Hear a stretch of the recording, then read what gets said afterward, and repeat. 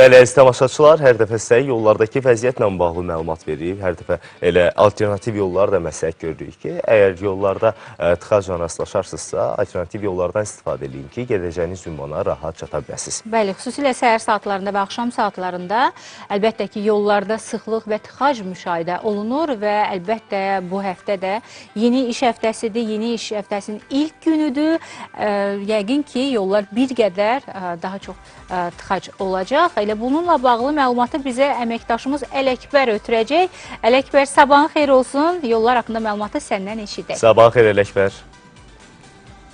Hər vaxtınız xeyir olsun. Bütün Azərbaycan televiziyasını izləyən tamaşaçıları salamlayır. Gününüz xoş keçsin deyirəm. Artıq bayram tətili bitdi və ilk iş həftəsidir və kadrlardan da gördüyünüz kimi şəhərdə avtomobillərin sıxlığını müşahidə edə bilərik. Tək burada deyil, şəhərin bir sıra küçə və prospektlərində sıxlıq müşahidə olunur və hər kəsdə maraqlı olan budur ki, görəsən şəhərin hansı istiqamətlərində sıxlıq var, bunu sizin diqqətinizə çatdıracağım.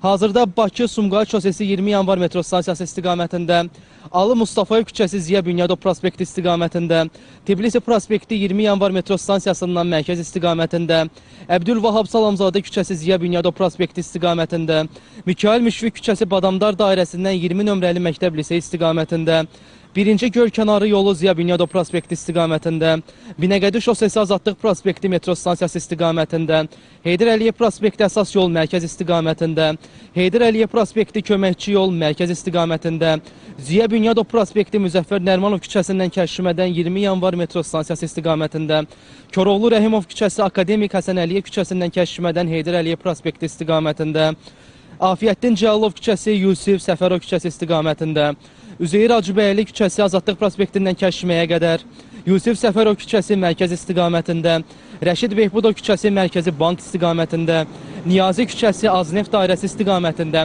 sıxlıq müşahidə edilir və onu qeyd etmək istərdim ki, soyuq havalar müşahidə edilir və fəsillə əlaqədar olaraq sürücülərdən istənilən isə budur ki, avtomobillərin texniki sazlığına diqqət yetirməli, mütləq qaydada qış təkərlərinə, avtomobilin təkərlərini, şinlərini dəyişdirməlidir ki, təhlükə ilə üz-üzə qalmasınlar. Bizdən bu qədər. Buyurun, söz sizdədir. Ələkbər, təşəkkürümüzü